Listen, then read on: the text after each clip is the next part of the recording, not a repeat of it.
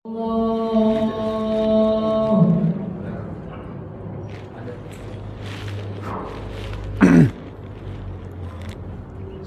sufakum, luruskan, rapatkan saf.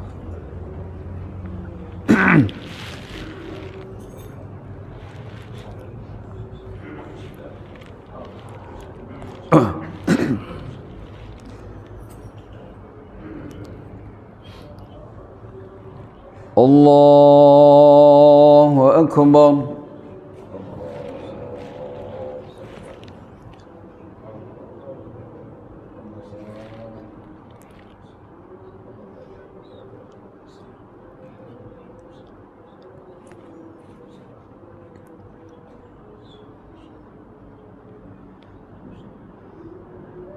Bismillahirrahmanirrahim.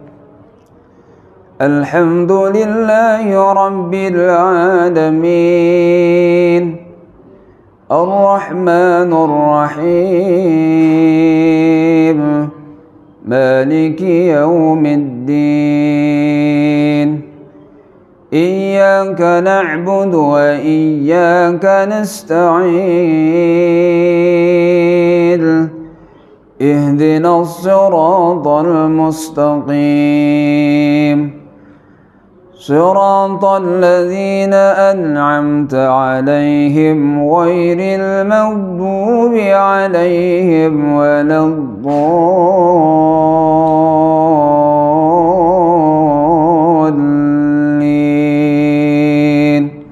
آمين.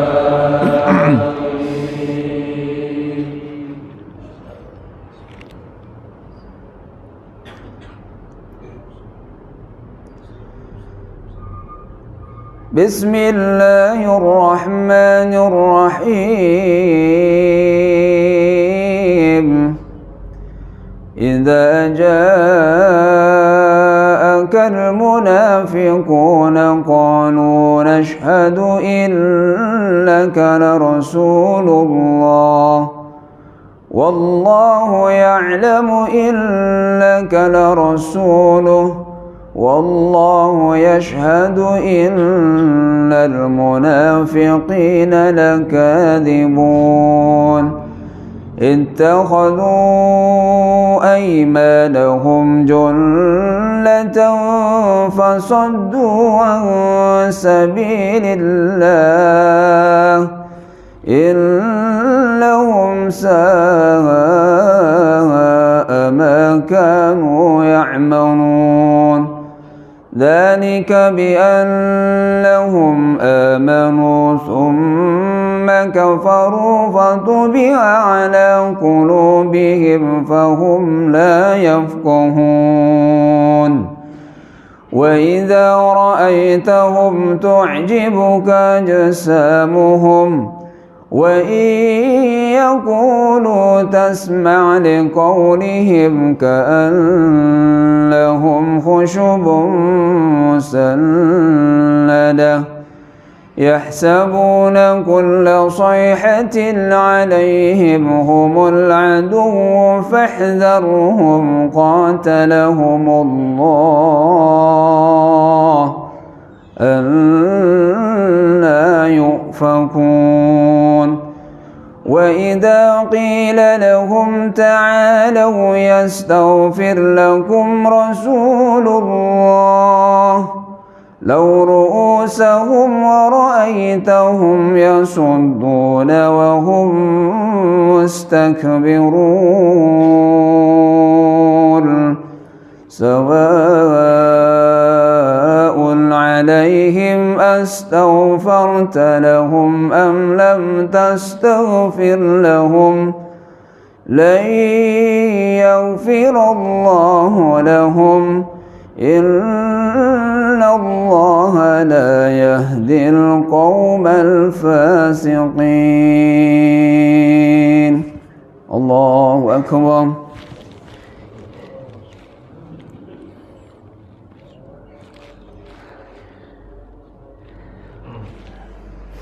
سمع الله لمن حمده.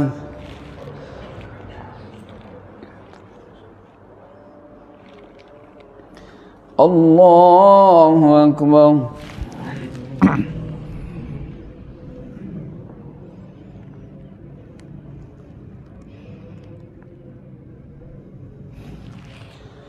الله أكبر.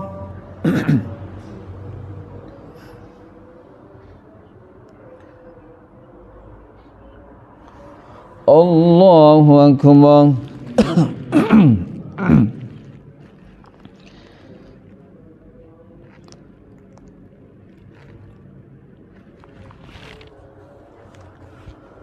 الله أكبر. بسم الله الرحمن الرحيم. الحمد لله رب العالمين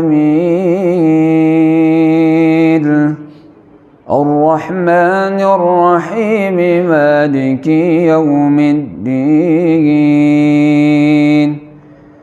إياك نعبد وإياك نستعين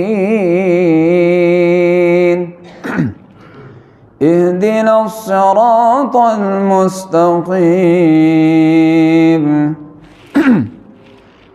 صراط الذين أنعمت عليهم غير المغضوب عليهم ولا الضالين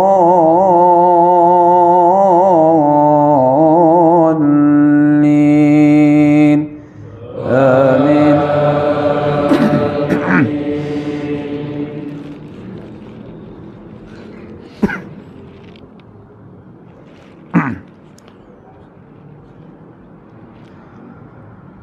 هم الذين يقولون لا تنفقوا على من عند رسول الله حتى ينفضوا ولله خزائن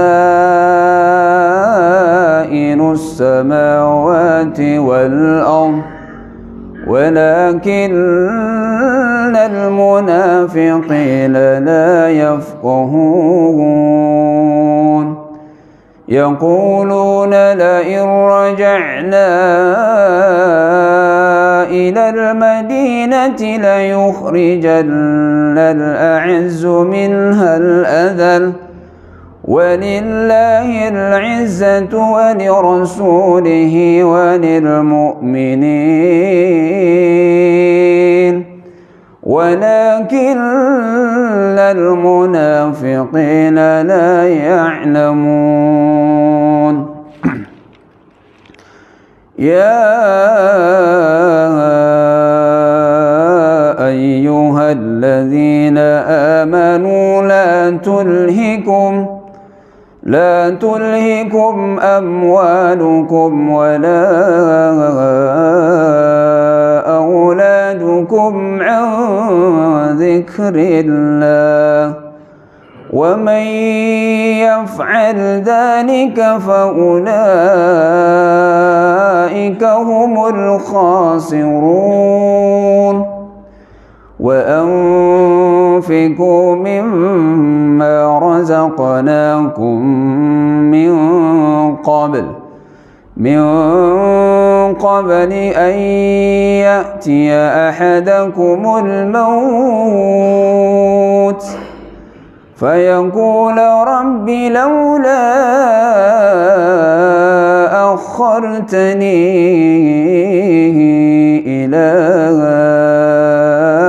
أجل قريب فأصدق وأكن من الصالحين ولن يؤخر الله نفسا إذا جاء أجلها والله خبير بما تعملون. الله أكبر.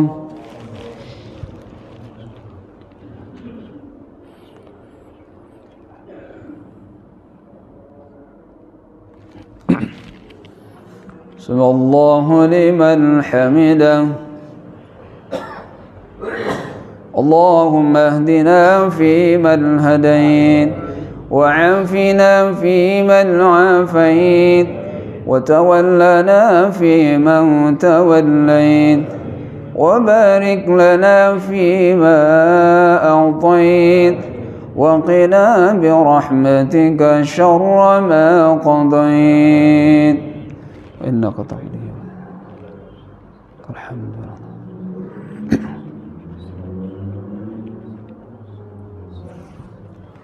الله أكبر.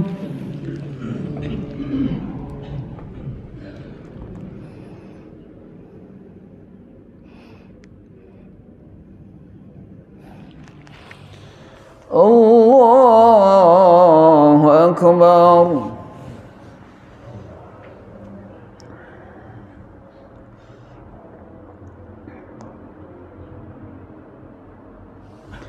الله أكبر.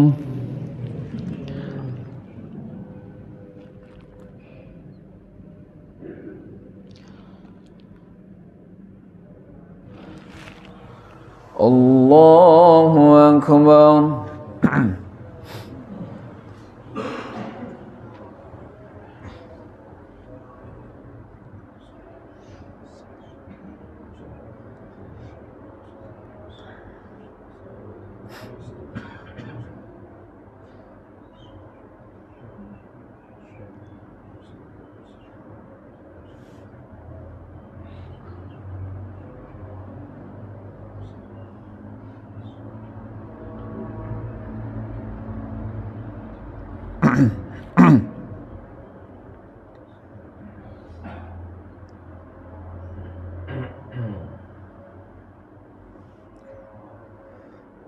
السلام عليكم ورحمة الله. السلام عليكم ورحمة الله.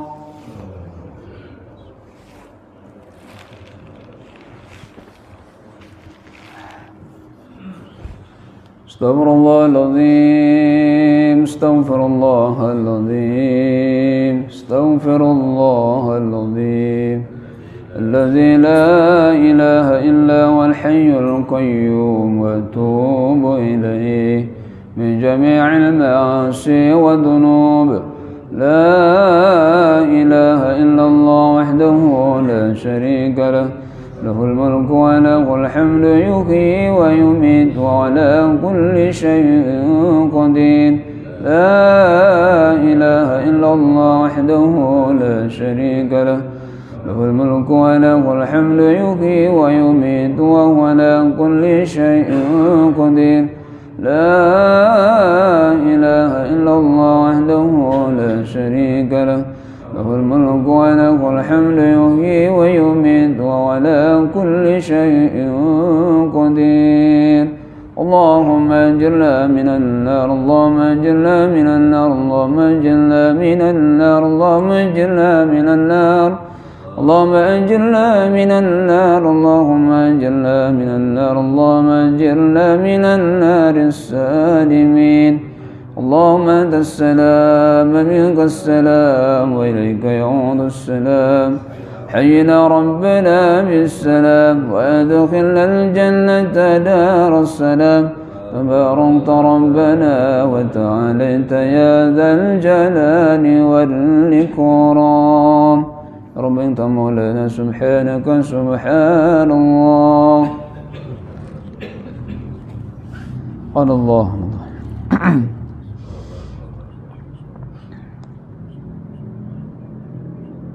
الله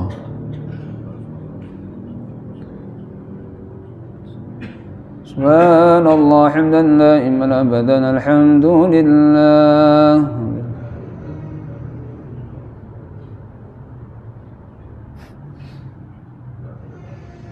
لله.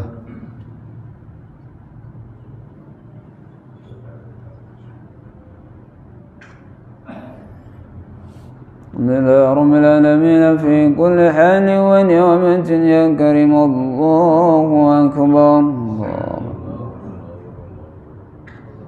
Allahu Akbar.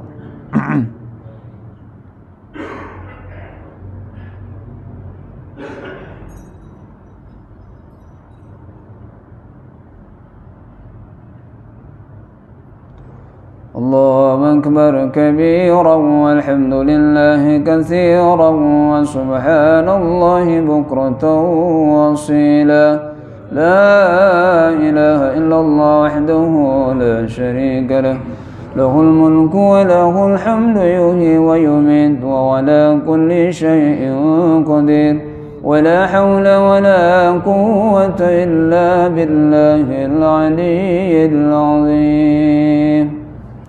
استغفر الله العظيم. الحمد لله رب العالمين حمدا يوافي نعمه ويكافئ مزيده. يا ربنا لك الحمد كما ينبغي لجلال وجهك الكريم وعظيم سلطانك. اللهم صل على سيدنا محمد وعلى آل سيدنا محمد وسلم رضي الله تعالى عن أصحاب رسول الله أجمعين. اللهم اغفر لنا ولوالدينا وارحمهما كما ربيانا صغارا ولجميع المسلمين والمسلمات والمؤمنين والمؤمنات الأحياء منهم والأموات. اللهم أعنا على ذكرك وشكرك وحسن عبادتك. اللهم إنا نسألك الهدى والتقى والعفاف والغنى.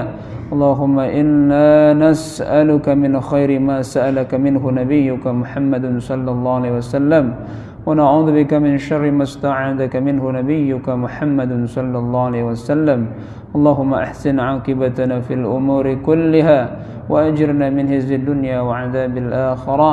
ربنا تقبل منا إنك أنت السميع العليم وتب علينا إنك أنت التواب الرحيم. ربنا آتنا في الدنيا حسنة وفي الآخرة حسنة وقنا عذاب النار. سبحان ربك رب العزة عما يصفون والسلام على المرسلين والحمد لله رب العالمين. الفاتحة.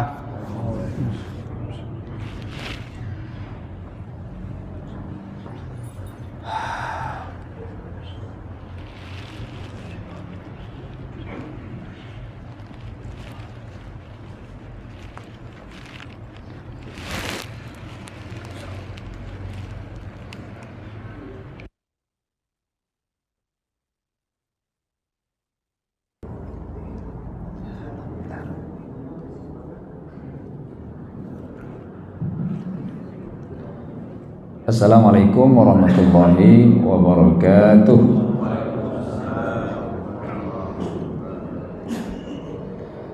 Alhamdulillah, alhamdulillahi wahdah, sadaqa wa'dah wa nasara 'abdah wa hazama al-ahzaba wahdah la hawla wa la quwwata illa billah. Asyhadu an la ilaha illallah wa asyhadu anna Muhammadar Rasulullah. Allahumma salli ala Sayyidina Muhammad wa ala ali Sayyidina Muhammad. Qala ta'ala fi kitabihil karim, a'udzu billahi minasyaitonir rajim. Bismillahirrahmanirrahim. Wa ilahukum ilahu wahid la ilaha illa huwar rahmanir rahim. Al-ayah. Hadirin jamaah Masjid Imanuddin yang berbahagia. Segala puji bagi Allah yang dengan nikmatnya, dengan segala kasih dan sayangnya, pagi ini kita masih diberi kehidupan dan penghidupan, diberikan rizki yang banyak, baik material maupun non material, baik yang dirasakan langsung maupun tidak dirasakan. Dengan nikmatnya pula kita bisa beribadah di masjid yang kita cintai ini, Masjid Imanuddin. Mudah-mudahan tidak hanya diberi semangat dan tekad yang kuat, tapi juga bisa istiqomah di dalam kebaikan. Amin. Salawat dan salam tak lupa untuk kita sampaikan dan semoga tercurah kepada junjungan alam yang mulia, yang tercinta, Nabi kita Muhammad sallallahu alaihi wa alihi wasallam. Saudara-saudara hadirin, bapak-bapak, ibu-ibu, anak-anak yang berbahagia, pagi yang baik ini kita niatkan untuk i'tikaf, juga tadabbur ayat, tafakkur sampai nanti waktu syuruk dan salat 2 rakaat untuk mendapatkan fadilah haji dan umrah secara sempurna. Amin. Kita sering berdoa dengan doa yang disebut dengan doa selamat ya. Allahumma inna nas'aluka salamatan fid din. Ya Allah, kami mohon kepada Engkau salamatan fid din, keselamatan di dalam agama. Ini maksudnya apa ini? Selamat di dalam agama. Saudara-saudara, apakah selamat dari agama ini maksudnya kita ini masih kufur, masih murtad, masih belum benar? Maka tentu saja secara akidah, keyakinan, kita adalah orang-orang yang sudah menjadi muslim, menjadi mukmin, bersyahadat asyhadu an la ilaha illallah wa asyhadu anna muhammadar rasulullah. Kita adalah orang yang beriman kepada Allah, meyakini sepenuh hati dan tidak ada ilah kecuali Allah Subhanahu wa taala. Bukan Yahudi, bukan Nasrani, bukan Majusi, bukan Konghucu, bukan Buddha, bukan Hindu, bukan Sikh, bukan apalagi Shinto, bukan animisme, bukan dinamisme dan agama-agama lainnya. Jadi kita adalah Islam, dan agama Islam lah yang nama agamanya tidak dinisbatkan kepada pembawanya, tidak dinisbatkan kepada tempat lahirnya, tapi diambil dari tujuan dan fungsi agama itu diturunkan. Misalnya agama Yahudi, disebut Yahudi diambil dari siapa? Dari salah satu anak Nabi Yakub, Yahuda. Disebut Nasrani diambil dari tempat lahirnya Nabi Isa, Nazaret di Palestina. Demikian juga Buddha, ya, Hindu daerah Hindia. Tapi Islam tidak disebut dengan agama Arab, tidak disebut dengan agama Muhammad, tapi dinamai dengan Islam. Dari kata-kata aslama yuslimu islaman, berserah diri, tunduk patuh. Pelakunya atau penganutnya namanya muslim. Kalau banyak muslimin, agamanya disebut dengan Islam. Maka dalam agama ini yang disebut dengan Islam ada kedamaian, ada kesejahteraan. Sebagaimana kalau kita mengakhiri sholat kita mengucapkan assalamualaikum ke kanan dan assalamualaikum ke kiri. Salam dari kata-kata Islam. Dan Rasulullah mengatakan orang Islam yang benar itu adalah man salimal muslimun min lisanih wa yadihi. Begitu kata Rasul dalam hadisnya. Orang Islam yang benar adalah orang yang orang lain di sekitarnya itu selamat dari lisannya dan selamat pula dari perbuatannya. Orang Islam itu enggak usilan, enggak bikin rese, enggak bikin masalah, tapi justru memberi solusi.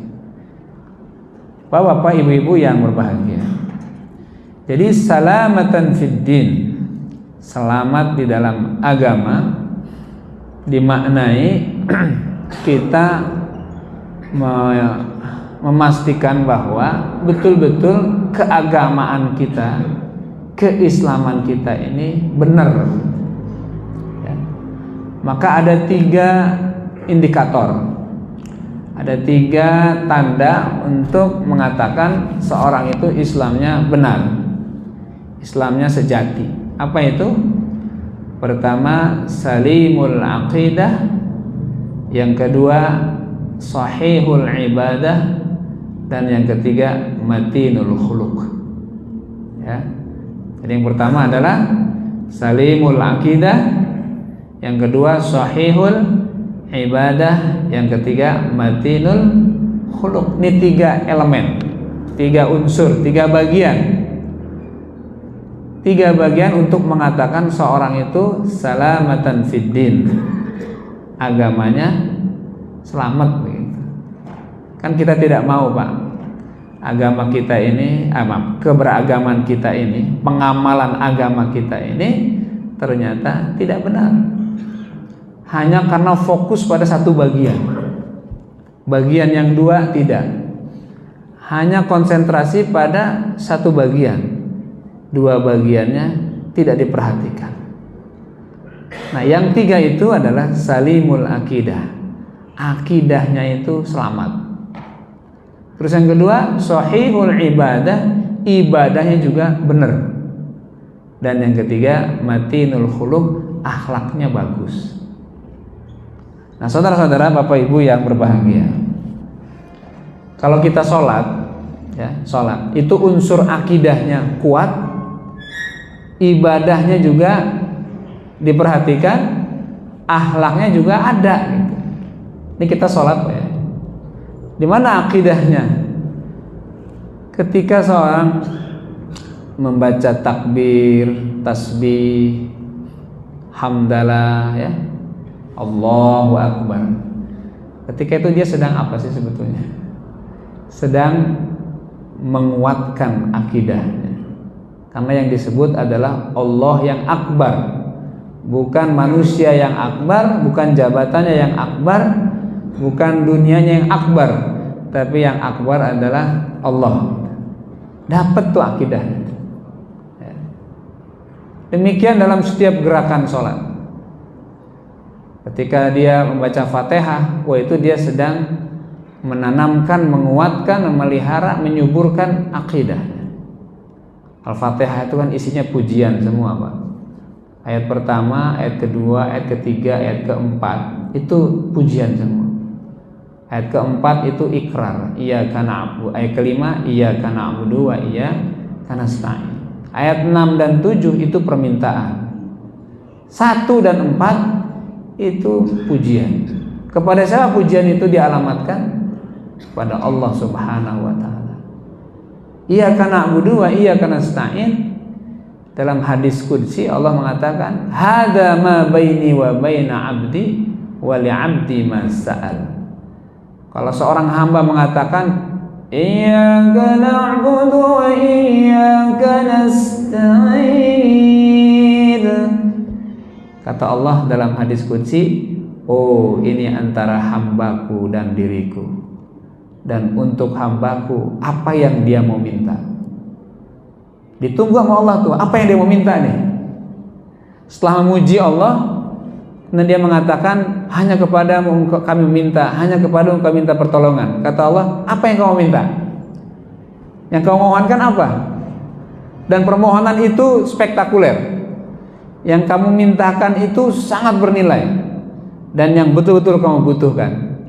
Apa itu? Maka kita membaca ihdinas siratal mustaqim. Ya, ini poinnya nih. Permohonan itu adalah, keinginan itu adalah agar kita dihidayahi ke jalan yang mustaqim. Ini kalau menjelaskan siratal mustaqim panjang, panjang sekali, Pak. Nggak bisa dimaknai jalan yang lurus gitu. Ya. Kalau jalan yang lurus itu tol tuh, Pak. Atau seperti apa? Kereta cepat. Jakarta Bandung. Nah, baik. Jadi itu yang ditunggu oleh Allah dari doa kita, dari permintaan kita, yaitu hidayah ke siratal mustaqim. Bacaan kita ketika ruku juga sama, ada kalimat tasbih, subhana rabbiyal azim. Ketika sujud, subhana rabbiyal a'la. Ketika duduk antara dua sujud, ada doa. Dan diakhiri ketika tahiyat awal, tahiyat akhir dengan apa? Dengan memuji Allah. At-tahiyyatul mubarakatus salawatut thayyibatul. Jadi sholat itu lengkap betul, Pak. Orang dengan sholat itu udah cukup. Orang dengan sholat itu jadi ukuran apakah yang lainnya benar atau tidak. Maka Rasul dalam hadisnya mengatakan bahwa in saluhat sairul amalu kullu. Salat kalau benar, maka amal yang lain benar gitu. Wa in fasadat, kalau salatnya rusak, fasadat sairu amalu kullu. Maka rusak pula amal yang lain. Berarti ukuran betul ini. Standar pokok. Dan kalau orang sudah meninggalkan salat, kata Rasulullah ya, as-salatu imaduddin, salat itu tiangnya agama. Sebetulnya hadisnya itu aja tuh Pak, as-salatu imaduddin, salat itu tiangnya agama. Tapi ada kalimat man aqamaha faqad aqamad-din wa man hadamaha faqad wa man tarakaha faqad hadamad-din. Siapa yang menegakkan berarti dia menegakkan agama, siapa yang meninggalkan maka dia telah merusak agama. Itu bukan hadis, itu keterangan sebetulnya. Yang hadisnya adalah as-salatu imaduddin, salat itu tiangnya agama. Kalau udah dikatakan tiang ya, itu berarti pokok Pak. Kalau disebut dengan tiang itu pokok. Bangunan ini karena ada tiangnya yang kokoh maka bisa menyanggah bagian yang lain. Agama seseorang kalau sholatnya benar maka tiangnya benar. Bahasanya gini Pak, ya kalau urusan harta ada yang rada pelit, puasanya ada yang kurang-kurang benar, susah dimaklumi. Tapi kalau sholatnya nggak dibenerin, nggak diperbaiki, nggak diseriusi, padahal ini adalah pokok, bisa problem dengan yang lain. Hadis-hadis seperti ini banyak sekali. Di antara hadis yang lain misalnya, awwalu ma yuhasabu bihi 'abdu yaumal qiyamah as-shalah. Perkara yang akan dihisab pertama kali nanti di akhirat adalah salat. Karena kalau kita rasakan, kita hayati, kita dalami Bu, ya. Salat itu kan menyeluruh, komprehensif dia. Tauhidnya dapat, ya. Ibadahnya dapat, akhlaknya dapat. Tadi saya baru menyinggung masalah akidahnya. Ya. Dalam kalimat-kalimat yang kita baca dalam sholat itu menanamkan, menguatkan akidah. Gitu. Terus akhlaknya di mana akhlaknya? Ada akhlak. Orang sholat itu dia sedang menenangkan diri, mensejahterakan dan tumaninahkan dirinya. Dia memperhatikan juga kanan kirinya.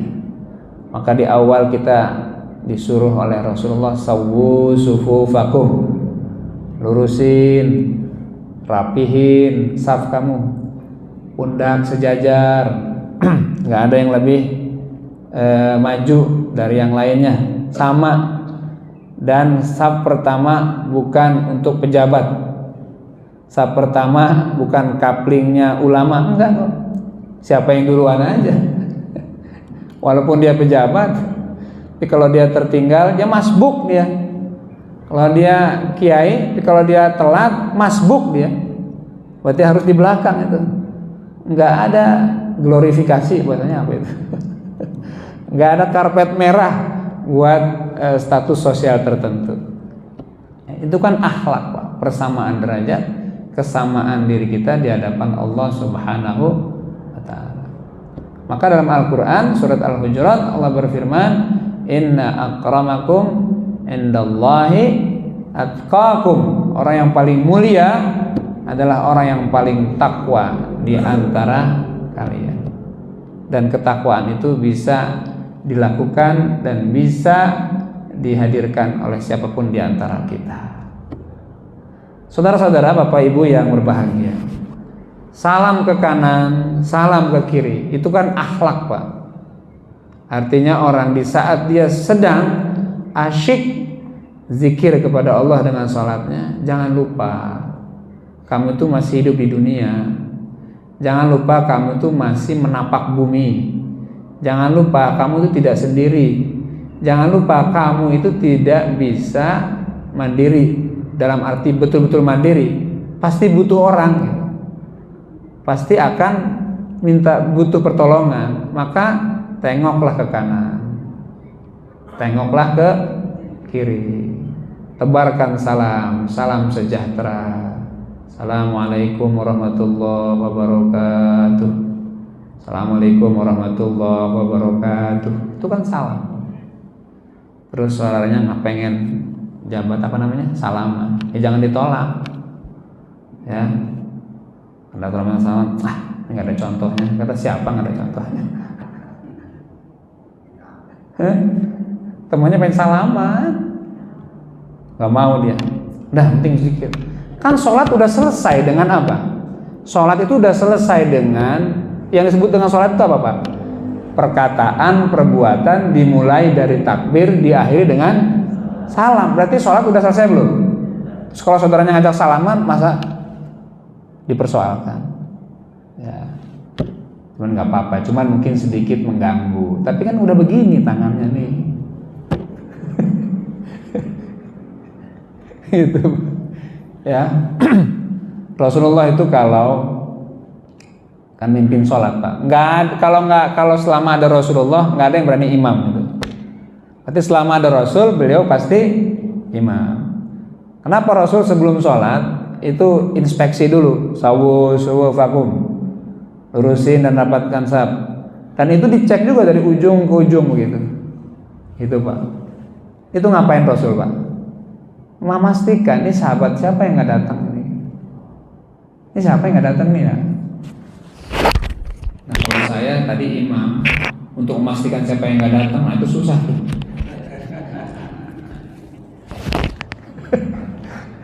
Saking banyaknya, Pak. Kalau Rasul kan hafal, Pak. Oh, sahabat ini nggak ada nih. Biasa kaplingan sana si fulan. Jadi lurus. Itu akhlak, Pak. Akhlaknya apa itu? Itu adalah perhatian dan cinta Rasul kepada sahabat. Ya. Udah gitu sholat, Rasul tahu banget tuh. Kalau maghrib ya nggak panjang, isya nggak panjang, giliran subuh panjangin.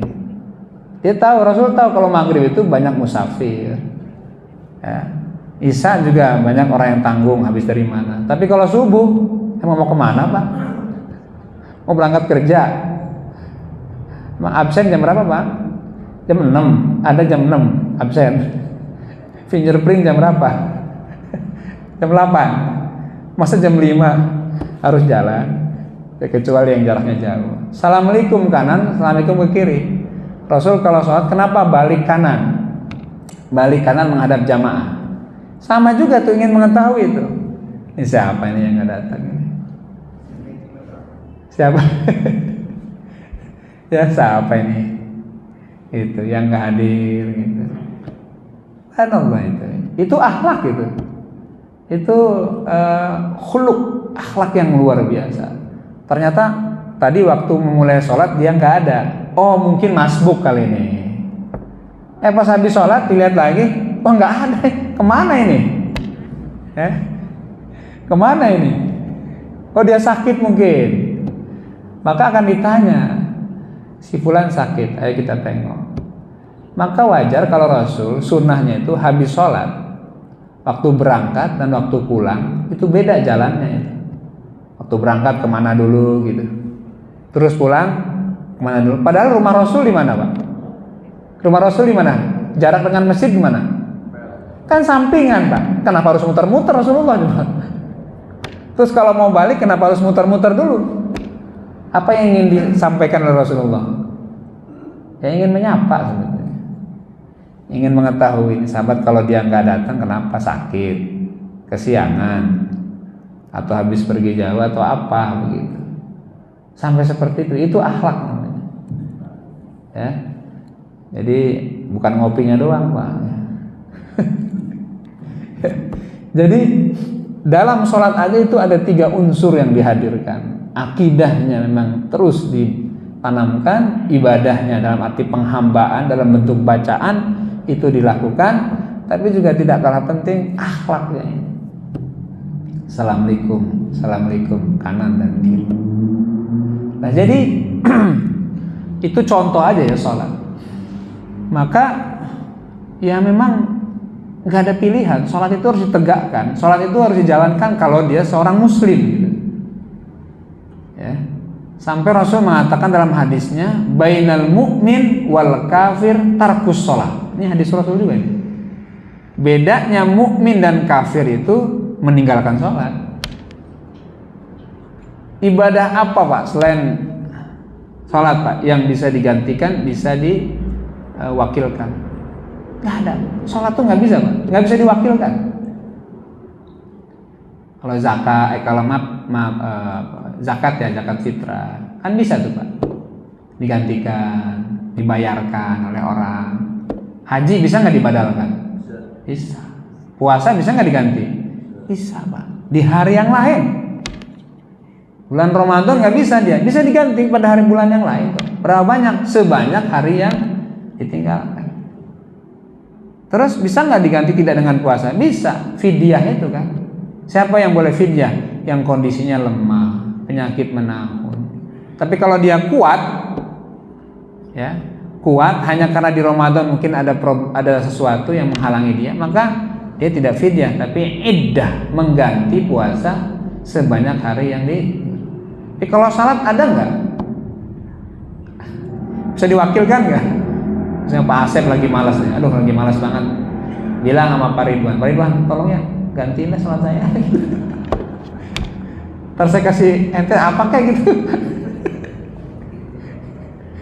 Kan nggak bisa Pak, nggak bisa diwakilkan gitu. Kalau haji umrah bisa dibadalkan bahkan. Kalau di Mekah gitu banyak mutawif kita suka nanya sama saya, Ustaz boleh dong kalau ada yang mau dibadalin. Saya tanya berapa ongkosnya? Ya sekian lah. Itu haji umrah. Kalau sholat ya ada. Orang bahkan di saat ia tidak bisa berdiri harus sholat walaupun dengan duduk. Gak bisa duduk, tetap harus dikerjakan, yaitu dengan cara berbaring. Ya Allah, kalau gak bisa berbaring hanya isyarat, bahkan dengan isyarat. Nah maka begitu pentingnya sholat dan menjadi hak Allah dari hambanya, kewajiban hamba kepada Tuhannya. Dalam mazhab Syafi'i itu ada qadha sholat.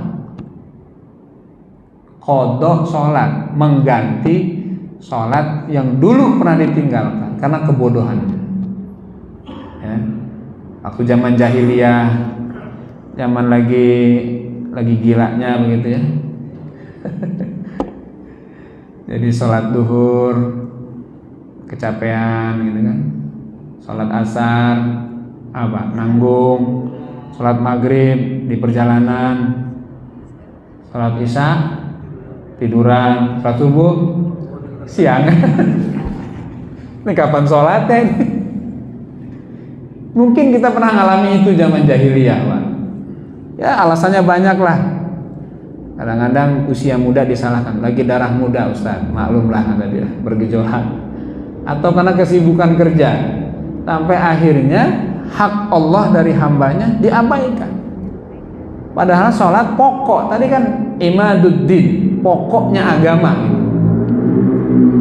Ya, pokoknya agama, loh ditinggalkan.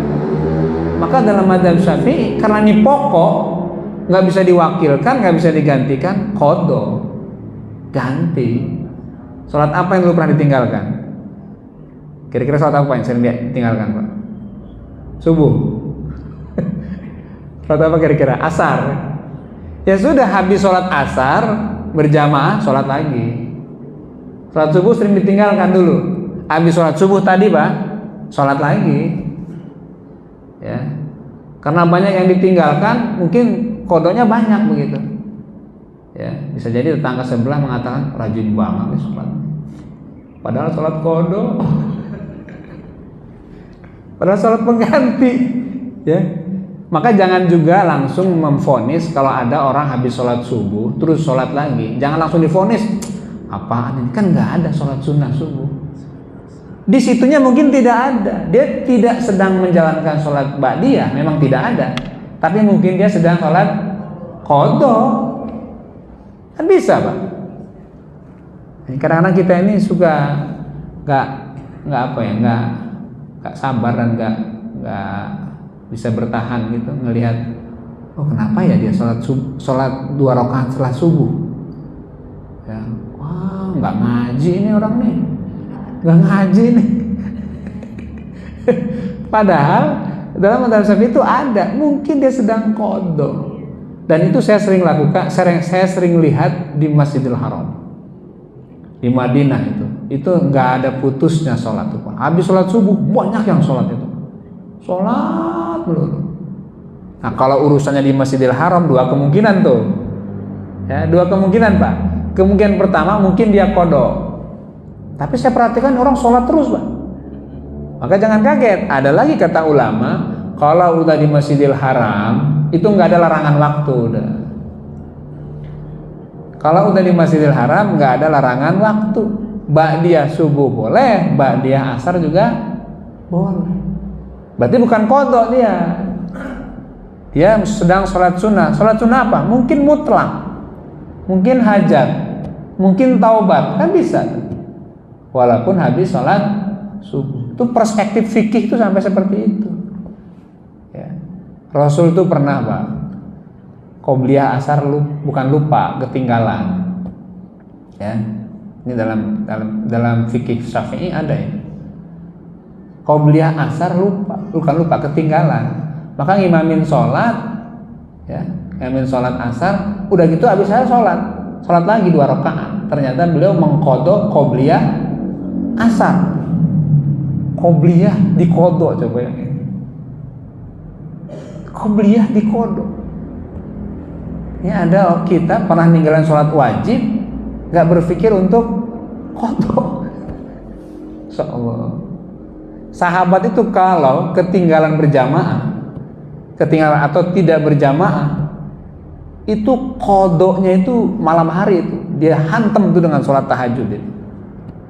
Serasa kalau ketinggalan atau tidak berjamaah itu salah banget, merasa aduh rugi betul gitu, karena 27 derajat itu 7 keutamaannya, betul. Ketika tidak jamaah hilang tuh fadilah itu, maka merasa bersalah dan rugi. Akhirnya gantinya apa? Qadhanya apa? Sholat malam panjang sekali. Saya begitu. Orang Madinah, ahlul Madinah itu pernah berpikir, kita ini di Madinah memang ada fadilah sih, ada keutamaan. Sholat di Masjid Nabawi itu 1000 kali lebih baik daripada di tempat yang lain. Alhamdulillah. Tapi kemudian mereka berpikir, tapi kalau kita mau dibandingkan dengan orang Mekah, kita masih kalah jauh ini. Kalau di Mekah kan sholat sekali berapa kali? 100.000. Madinah 1000. Maka 100.000 sekali sholat 100.000. Apa kata ahli Madinah? Wah, kita nggak akan pernah nyaingin orang Mekah ini kalau gitu. Dia banyakkan pahalanya, ya, banyakkan pahalanya. Maka pernah di Madinah itu pada masa Imam Malik itu sholat taraweh bukan 8, bukan 20, tapi 36. Untuk nyaingin apa? Orang Makkah. Itu padahal Madinah sudah ada keutamaan 1000 kali lebih baik daripada di tempat yang lain. Ini kira-kira kalau sholat di Imanuddin berapa kali lebih baik dari masjid yang lain ini kira-kira? Ini Imanuddin nih berapa kali lebih baik dari masjid yang lain? Gak ada hadisnya, ya, gak ada. Gitu. Nah sampai seperti itu Pak. Jadi rasa haus dan iri hati dalam kebaikan itu tertanam kuat, sehingga spirit ibadah itu luar biasa. Kembali ke tadi, salamatan fiddin, memastikan bahwa akidah kita ini salim, selamat. Selamat dari apa? Selamat dari kekufuran, selamat dari kemusyrikan, selamat dari kefasikan, selamat dari kemunafikan. Ada 4 istilah yang sering dimunculkan dalam Al-Quran: syirik, kafir, munafik, dan fasik. Ini ada bedanya ini. Orangnya itu kafir, musyrik, munafik, dan fasik itu orangnya. Ada doa di dalam surat Al-Hujurat, ya, wa'lamu anna fikum Rasulullah la yuti'ukum fi katsirin minal amri la'anittum walakinnallaha habbaba ilaikumul iman wa zayyin fi qulubina wa karrih ilainal kufra wal fusuqa wal isyana waj'alna minar rasyidin. Kalau nggak salah ayat 7, Al-Hujurat ayat 7. Ya Allah, habib ilainal iman, tanamkan rasa cinta kepada keimanan, wa zayyinhu fi qulubina, dan hiasi keimanan itu dalam hati kami, wa karrih, dan bencikan kepada kami kepada apa? Al-kufra, kekafiran, wal fusuqa, dan kefasikan, wal isyan, dan juga kemaksiatan. Jadi kita ingin akidah kita ini selamat dari kesyirikan. Syirik ada dua, syirik besar sama syirik kecil. Mungkin syirik besar kita aman lah, nggak zaman lah kita nyembah-nyembah berhala gitu, nggak zaman lah, ya, nggak model lah kita bikin patung gitu ya di depan rumah, patungnya patung presiden, saking maniaknya, saking idolanya gitu jadi patung. Jangan salah Pak, penyembahan berhala itu justru diawali dengan kekaguman yang berlebihan. Karena mengidolakan sekali, akhirnya salah perilaku. Dalam surat Nuh, Allah berfirman, wa qalu la tadharunna alihatakum wa la tadharunna waddaw wa la suwa'aw wa la yaghutha wa ya'uqa wa nasra. Ada 4 orang hebat, orang alim zamannya setelah Nabi Nuh alaihissalam. Wadda, Suwa'a, Yaghutha, Ya'uqa, wa Nasra, ada 5, mohon maaf. Ini orang hebat semua Pak, alim, ahli ibadah ya. Di masanya dikagumi Pak, diidolakan. Akhirnya apa? Dibikin peringatan. Kan kelimanya meninggal. Karena memang menganggap sebagai orang alim, orang hebat, dibikin peringatan, mengenang kematian, ya kan, untuk mengenang kebaikan. Tapi generasi berikutnya bukan hanya mengenang, bukan hanya memperingati, sudah menampilkan apa? Dibikin patung supaya monumental begitu. Patung Wadda, patung Suwa'a, patung Yaguth, patung Ya'uq, dan patung Nasra. Dibikin patung Pak, untuk mengabadikan, memonumentalkan orang soleh ini. Ketika itu hanya bikin patung, tapi lama-lama jadi sembah juga. Hati-hati dengan kultus yang berlebihan. Jangan karena dia hebat terus kita mengatakan, wah kalau nggak ada dia mah nggak tahu dah Indonesia kayak gimana. Kalau nggak ada beliau nggak ada kemerdekaan. Akhirnya menjadi isme. Apa kira-kira ismenya itu? Tergantung tokonya apa. Jadi berbahaya itu ya. Maka ketika Rasul mengajari para sahabatnya, walaupun beliau memang sahabat ini menghormati beliau, tapi ada saat tertentu Rasul mengajarin supaya jangan berlebihan untuk mengkultuskan beliau. Sampai ketika dalam satu majelis, ya, udah kumpul nih sahabat nih, Rasul datang, berdiri semua tuh sahabat tuh menghormati beliau. Kata Rasul, nggak usah, duduk aja lagi biasa, duduk biasa. Ya, itu saking tidak inginnya Rasul nanti dikultuskan. Maka dalam 2 perang Rasul itu pernah kalah, perang Uhud dan perang apa? Mu'tah. Pernah kalah. Perang Uhud itu paling parah. Gigi Rasul patah, dahinya sobek, kakinya berdarah.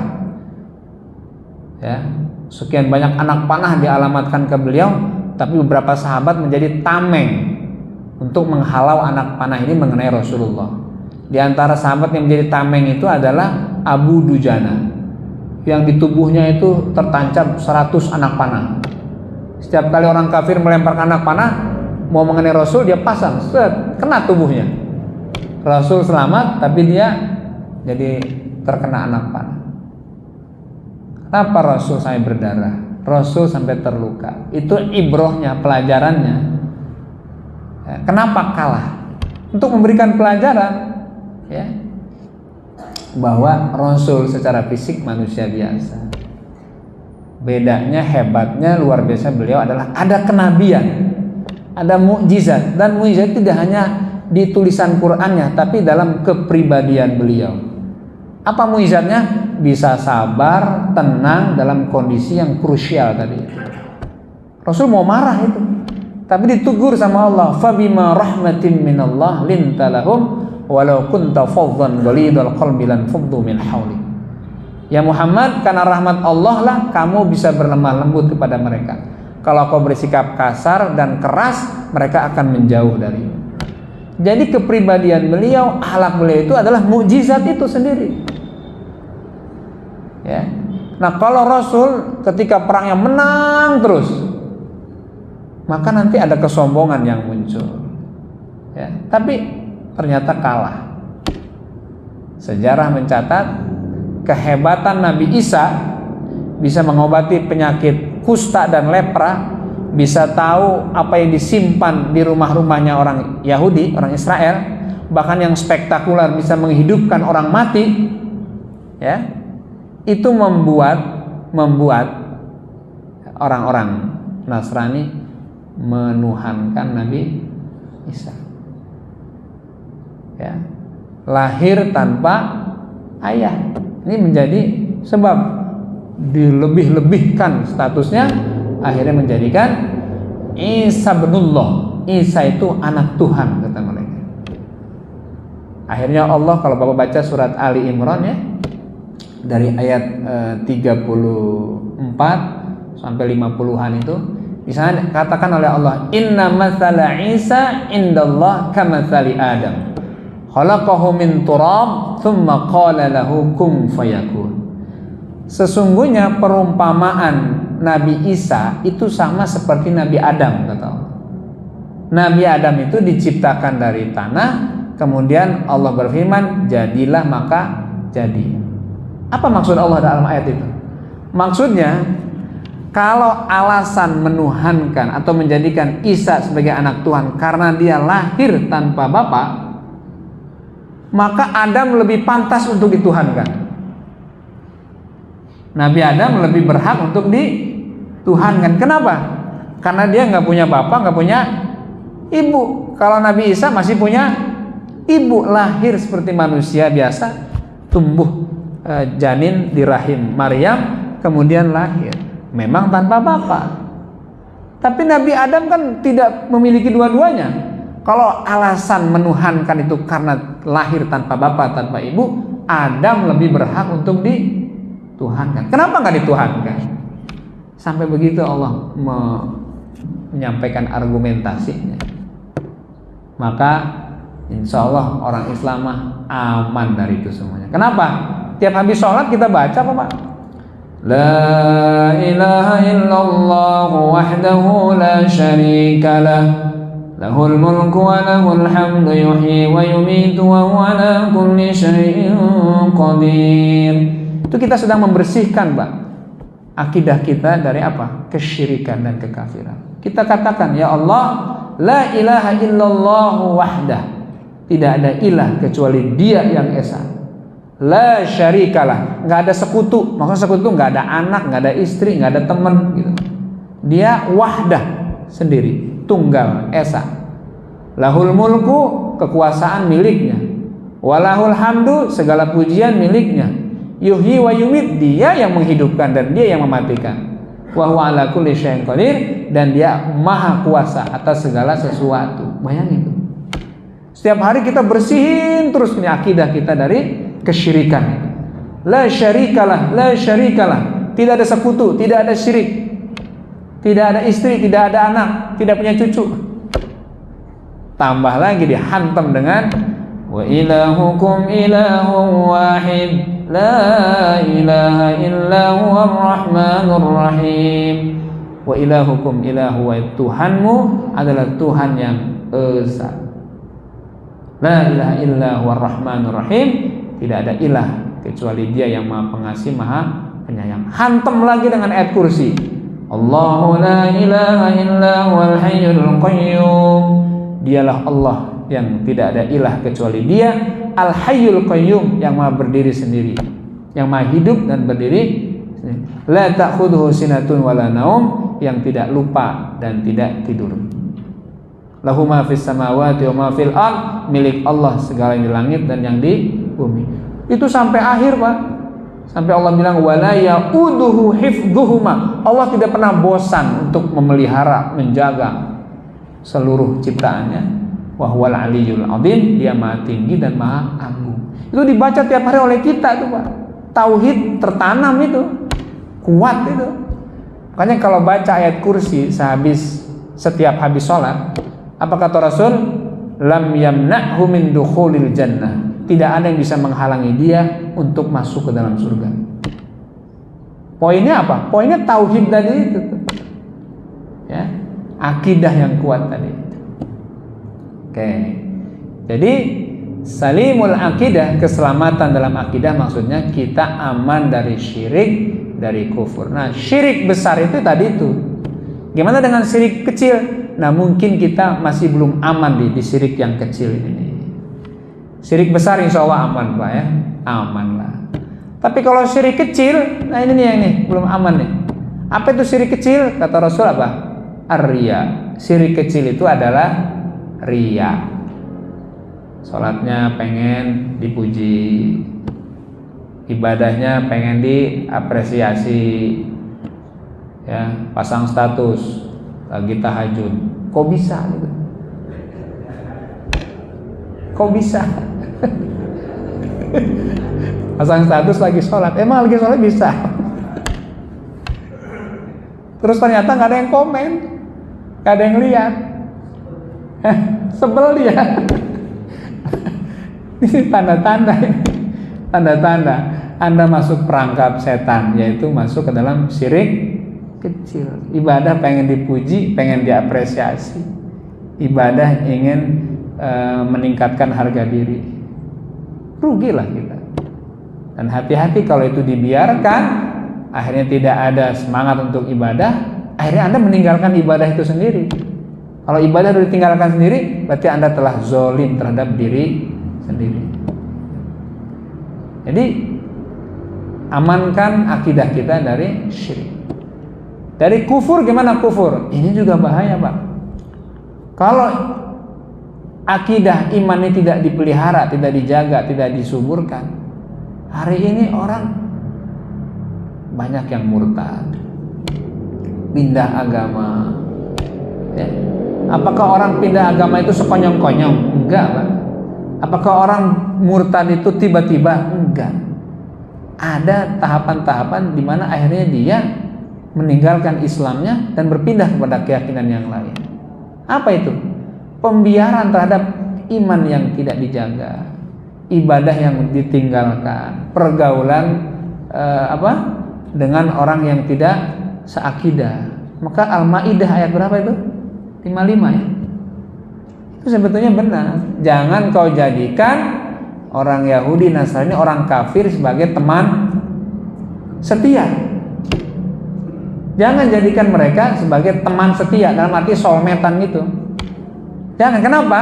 Karena kata Rasul, ar-rajulu ala dini khalili. Seorang itu sangat bergantung agama temannya. Kalau yang banyak ngasih input ke dia, ngasih informasi ke dia itu adalah beda keyakinan, lambat laun dia akan mengalami degradasi keyakinan. Apakah artinya kita nggak boleh berteman dengan mereka? Boleh. Siapa yang nggak boleh? Rasul itu ya mitra bisnisnya Yahudi. Rasul itu punya mertua juga kafir. Ya. Rasul itu ya pinjam baju besi itu kepada siapa? Yahudi. Itu saya bagian bisnis, bagian ekonomi, bagian sosial. Tapi kalau udah menjadi teman dekat, teman setia, teman akrab, jangan menjadikan mereka. Kenapa? Pilihannya dua. Anda yang mempengaruhi dia, ya, atau dia yang mempengaruhi kita. Itu aja kan. Gitu. Nah, Bapak Ibu yang berbahagia, itu di bagian akidah. Amankah kita dari sifat munafik? Nah, ini belum tentu nih. Munafik itu artinya ada sesuatu yang tersimpan di dalam diri dia yang sewaktu-waktu kambuh, ya. Orang-orang yang masih ada kedustaan di dalam pembicaraannya, ada khianat di dalam perbuatannya, dan ada tindakan yang tidak bisa dipercaya, ya. Apakah aman? Belum tentu aman kita dari situ. Atau fasik.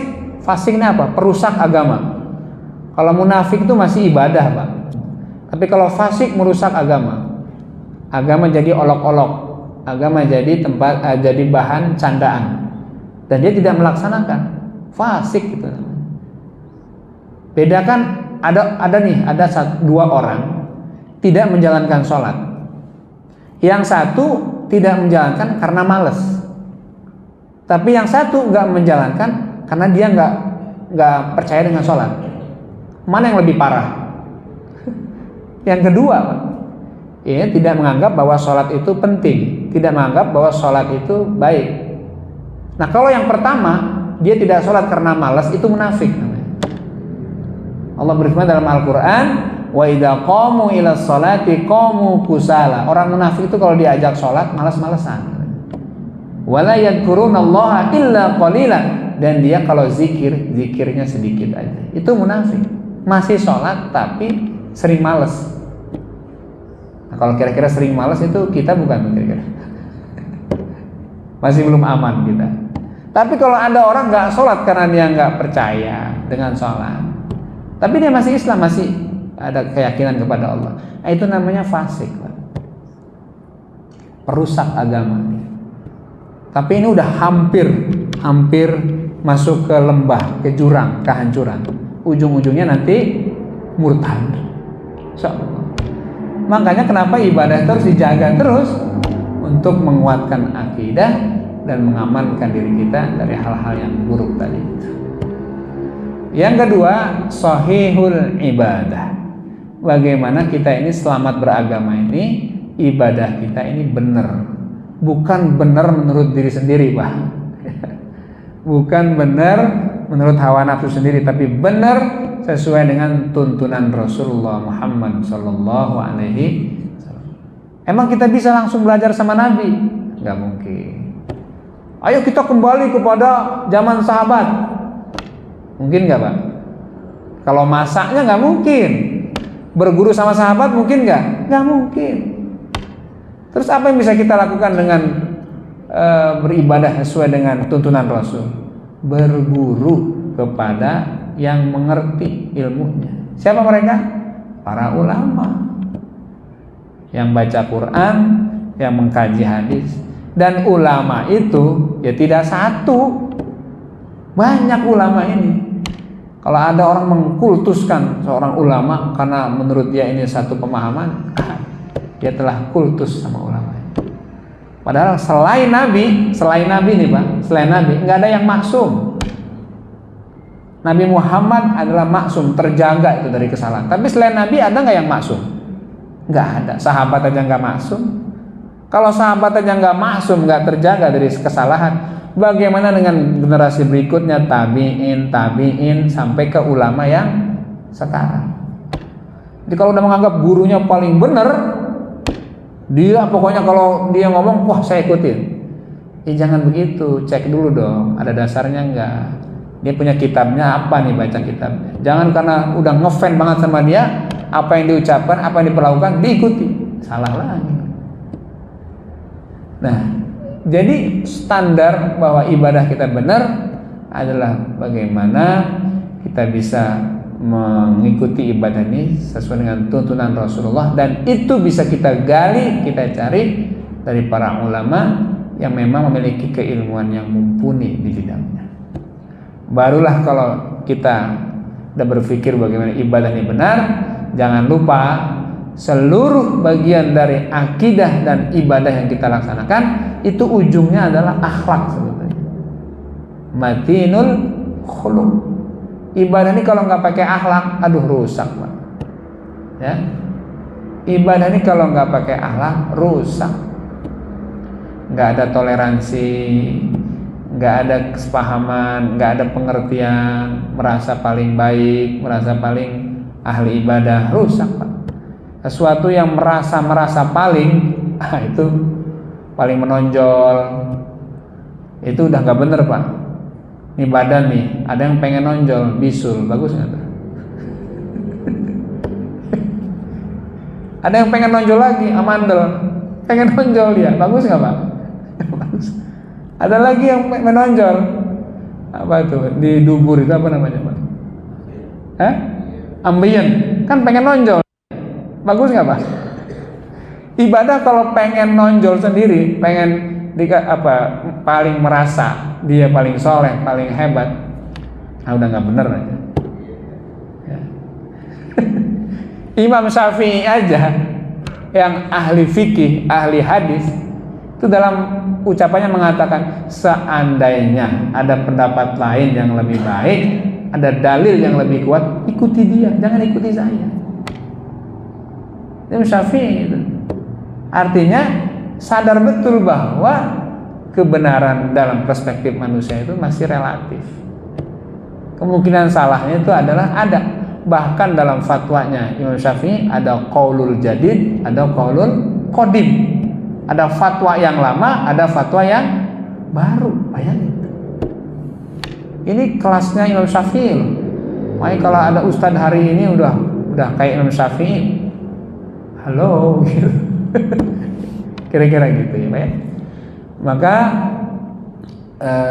selalu kalau seorang alim, ulama, di ujung pembicaranya mengatakan wallahu a'lam bis-shawab. Itu artinya apa itu? Hanya Allah yang sangat mengetahui yang sesungguhnya dari kebenaran ini. Kalau manusia walaupun apa yang dia katakan benar, tapi masih relatif. Jadi yang akidah dikuatkan, ibadah dibenarkan, maka jangan lupa akhlak menjadi output ya, hasil ujung dari itu semuanya.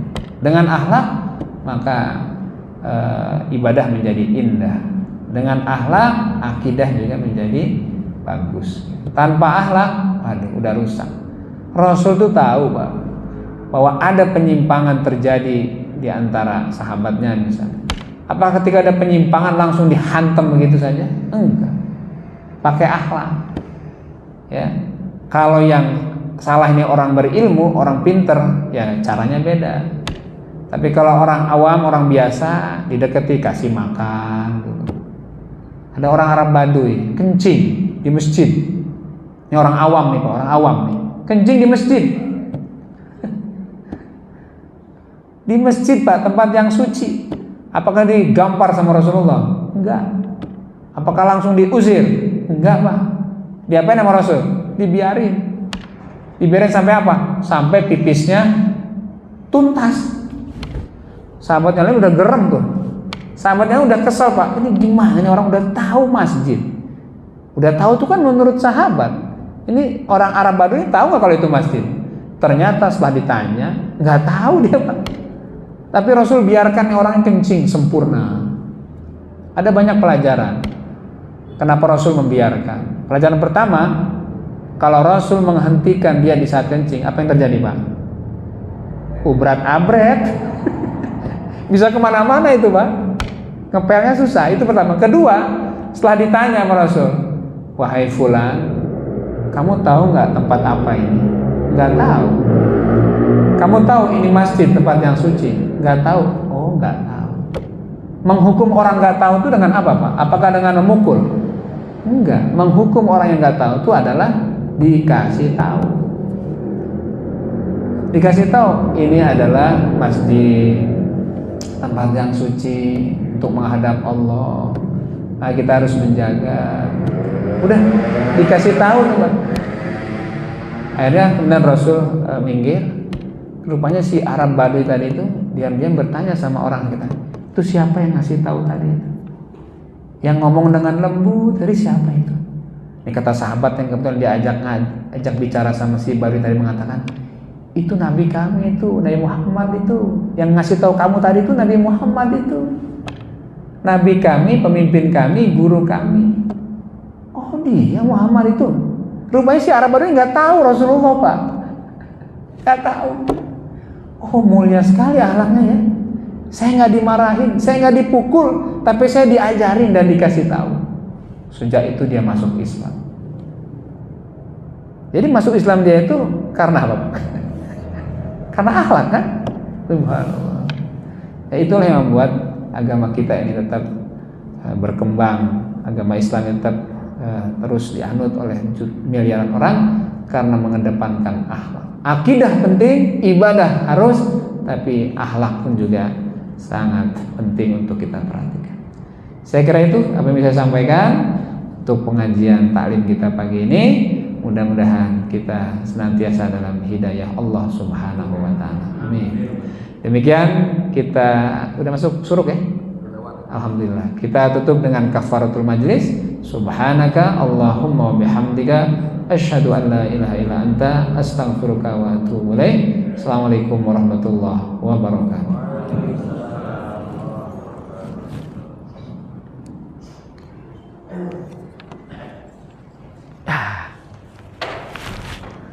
Mana? Bagus, Pen. Salat dulu kita ya.